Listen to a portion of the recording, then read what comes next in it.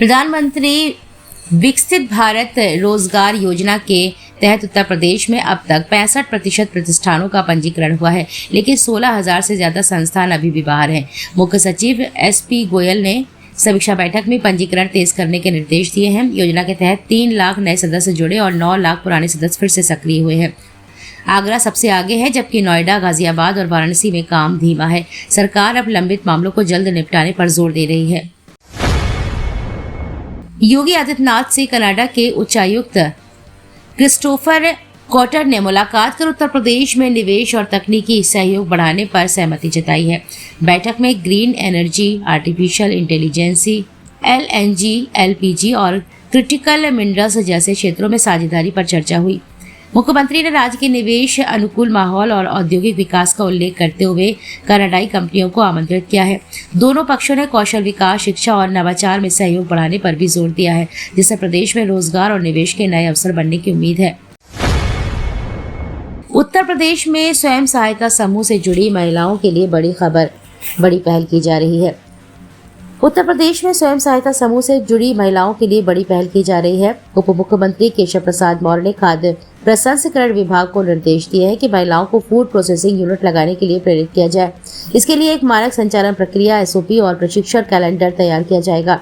हर महीने 1 लाख महिलाओं को प्रशिक्षण देने की योजना है। सरकार का उद्देश्य महिलाओं को आत्मनिर्भर बनाना और रोजगार के नए अवसर उपलब्ध कराना है, जिससे ग्रामीण अर्थव्यवस्था को भी मजबूती मिलेगी।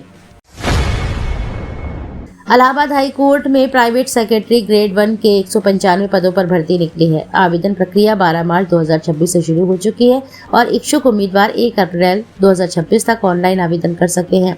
उम्मीदवार के पास लॉ में ग्रेजुएशन, अच्छी टाइपिंग स्पीड और कंप्यूटर ज्ञान होना जरूरी है। आयु सीमा 21 से 35 वर्ष तय की गई है। सामान्य व OBC के लिए शुल्क 1900 रुपये और SC/ST के लिए 1700 रुपये है। चयन प्रक्रिया के सभी चरण पास करने के बाद भी अंतिम मेरिट लिस्ट में जगह मिलेगी। उत्तर प्रदेश में पंचायत चुनाव को लेकर स्थिति साफ हो गई है। पंचायती राज मंत्री ओम प्रकाश राजभर ने स्पष्ट किया कि जुलाई 2026 से पहले हर हाल में चुनाव करा लिए जाएंगे और किसी भी प्रधान का कार्यकाल नहीं बढ़ेगा। चुनाव की तैयारी तेज कर दी गई है और प्रशासन को निर्देश जारी किए गए हैं। OBC आरक्षण के लिए नया आयोग गठित होगा, जिसकी रिपोर्ट के आधार पर सीटों का निर्धारण किया जाएगा। मुख्यमंत्री योगी आदित्यनाथ ने भी त्योहारों के दौरान शांति और कानून व्यवस्था बनाए रखने के सख्त निर्देश दिए हैं। पश्चिम एशिया में बढ़ते तनाव का असर अब आम लोगों की रसोई तक पहुंच गया है। कच्चे तेल की कीमतों में उछाल के चलते खाद्य तेल महंगे हो गए हैं। पिछले 10 दिनों में रिफाइंड और सरसों तेल के दाम 7 से 12 रुपए प्रति लीटर तक बढ़े हैं। क्रूड ऑयल $100 प्रति बैरल पार होने से बायोडीजल उत्पादन बढ़ा है, जिससे पाम ऑयल की सप्लाई घटी है। साथ ही माल भाड़ा और पैकेजिंग लागत बढ़ने से कीमतों पर दबाव है। विशेषज्ञों के मुताबिक हालात ऐसे ही रहे तो आने वाले दिनों में खाने के तेल और महंगे हो सकते हैं। उत्तर प्रदेश पुलिस भर्ती परीक्षा में पंडित शब्द को लेकर पूछे गए सवाल पर सियासत तेज हो गई है। औरंगाबाद में उच्च शिक्षा राज्य मंत्री रजनी तिवारी ने इस पर कड़ी प्रतिक्रिया देते हुए कहा कि ऐसे सवाल सरकार की छवि खराब करने के लिए पूछे जा रहे हैं। उन्होंने इसे गलत बताते हुए कहा कि इससे लोगों की भावनाएं आहत होती हैं। मंत्री ने आश्वासन दिया है कि मामले की जांच कराई जा रही है और दोषियों के खिलाफ सख्त कार्रवाई होगी। उन्होंने ये भी कहा कि वर्तमान सरकार शिक्षा की गुणवत्ता सुधारने के लिए लगातार काम कर रही है। ऑल इंडिया मुस्लिम जगत के अध्यक्ष मौलाना शहाबुद्दीन रजवी बरेलवी ने ईद को लेकर अहम अपील की है। उन्होंने कहा कि ईद खुशी, इबादत और भाईचारे का पर्व है, इसे विरोध या प्रदर्शन का रूप ना दे।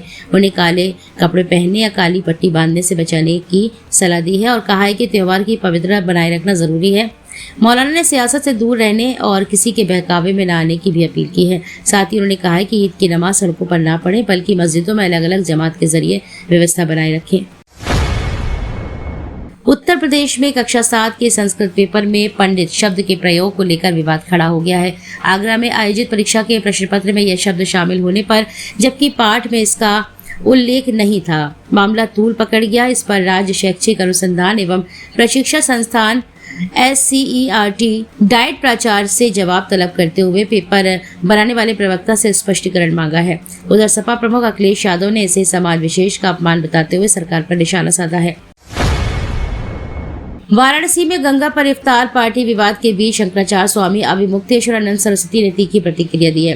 उन्होंने आरोप लगाया कि मौजूदा सरकार गंगा को कमाई का साधन बना रही है, जिससे ऐसी घटनाएं हो रही हैं। उन्हें गंगा में मांस मुद्रा सेवन और नावों पर तैरते होटल्स को लेकर भी सवाल उठाए हैं। शंकराचार्य ने कहा है कि पहले नावें खुली होती थी, लेकिन अब ढकी नावों में क्या हो रहा है इसकी निगरानी नहीं है। उन्होंने सरकार पर सनातन परंपराओं के खिलाफ काम करने का आरोप लगाते हुए हिंदुओं से सतर्क रहने की अपील की है। कांग्रेस प्रदेश अध्यक्ष अजय राय ने यूपी में गैस संकट को लेकर केंद्र और राज्य सरकार पर निशाना साधा है। बरेली और शाहजहांपुर में कार्यक्रमों के दौरान उन्होंने आरोप लगाया कि एलपीजी आपूर्ति में राजनीति हो रही है और चुनाव वाले राज्यों को प्राथमिकता दी जा रही है।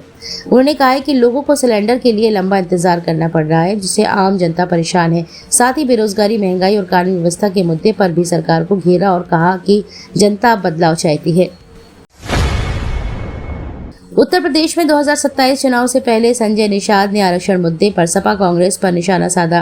उन्होंने कहा है कि मिल्क मैन और लेदर मैन शब्दों का इस्तेमाल उन समुदाय के लिए किया गया है जिन्हें क्रमशः दुग्ध व्यवसाय और चमड़ा उद्योग से जुड़ी जातियों के रूप में देखा जाता है और जिन पर आरक्षण का बड़ा हिस्सा होने का आरोप लगाया है। निषाद ने मांग की है कि निषाद समाज को एससी या एसटी में शामिल किया जाए। साथ ही बीजेपी से 2027 चुनाव में हारी हुई सीटें देने की मांग करते हुए जीत दिलाने का दावा किया है। उत्तर प्रदेश भाजपा अध्यक्ष पंकज चौधरी जल्द ही लखनऊ के लाल बहादुर शास्त्री मार्ग स्थित नए मंत्री बंगले में शिफ्ट होंगे। यह बंगला पहले समाजवादी पार्टी के यूथ कार्यालय के रूप में इस्तेमाल होता था। नवरात्रि के दौरान गृह प्रवेश की तैयारी है और बड़े स्तर और हॉल के कारण यह स्थान संगठनात्मक गतिविधियों के लिए उपयुक्त माना जा रहा है। खास बात यह है कि इसके पास ही शिवपाल सिंह यादव का कार्यालय है, जिससे सियासी हलचल बढ़ गई है। इसे भाजपा की रणनीति सक्रियता के तौर पर देखा जा रहा है। एलवीश यादव को सुप्रीम कोर्ट से बड़ी राहत मिली है। कोर्ट ने नोएडा में दर्ज सांपों के जहर और रेव पार्टी से जुड़े मामलों को खारिज कर दिया है।